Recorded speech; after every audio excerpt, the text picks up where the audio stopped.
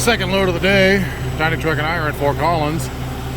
That's our CP100. The saw guys are over here making some work. So this job is for Monday. We'll offload the paver here and then run empty back to the yard, and then I am done for the day.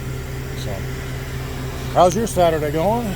It's a partly blue sky, partly cloudy day. Mid 60s here. Sun was peeking out earlier, so stay safe, leave room for trucks.